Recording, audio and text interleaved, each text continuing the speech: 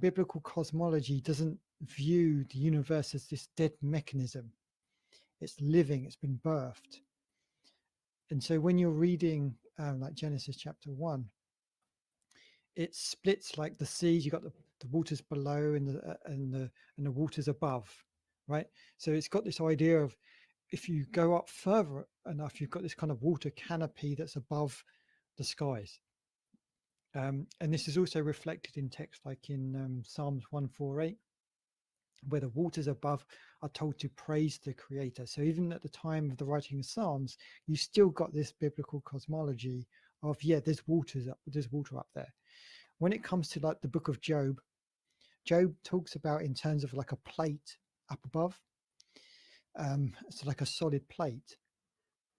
And even the rabbinic texts, when they're talking about this, they argue about how thick this plate is.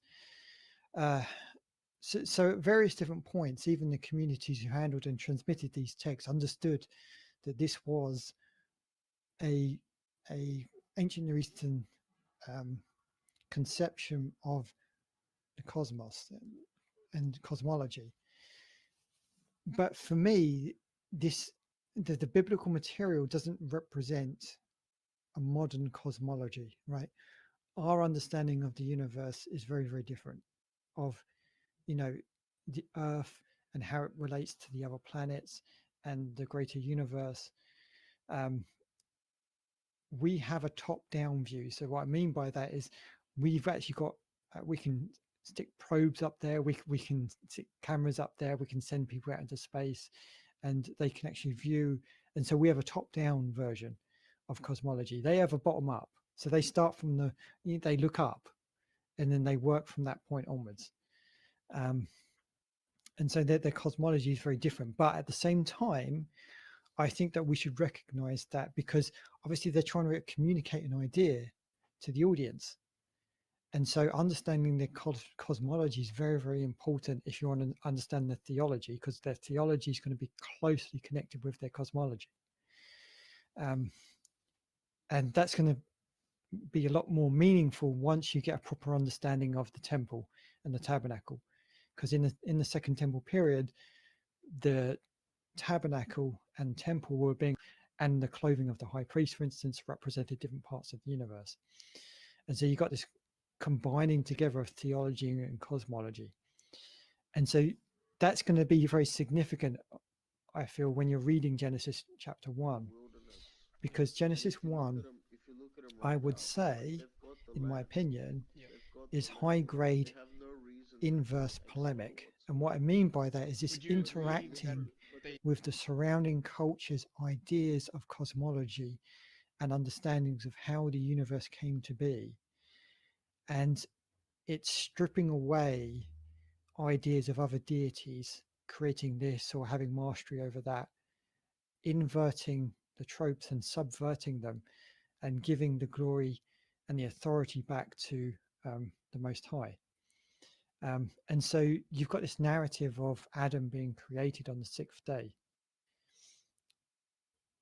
But this is within the structure of a 7-day cycle. So 7 in the ancient world would connotate the idea of temple or house building. And we know this because of texts like the Baal cycle, where Baal creates his house in 7 days.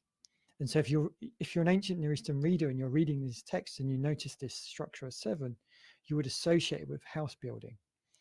And even in the biblical material, 7 is associated with building, right? Wisdom has built a house on 7 pillars, right?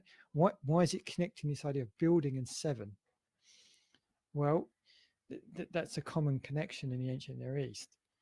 And so the creation of Adam within that 7-day cycle is mimicking the idea of an idol being placed into a temple to mark its completion in the ancient Near East. Because when you create temples in the ancient Near East, one of the last thing that you would do to mark its completion would be to place an idol in the sanctuary. And so the placing of Adam in day 6 is very provocative of that idea.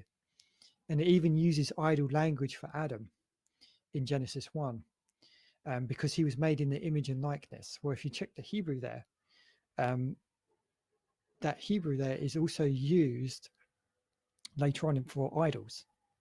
And so what Genesis is conveying is this idea of the Most High placing his image-bearing idol into his temple of all creation to mark its completion in day 6.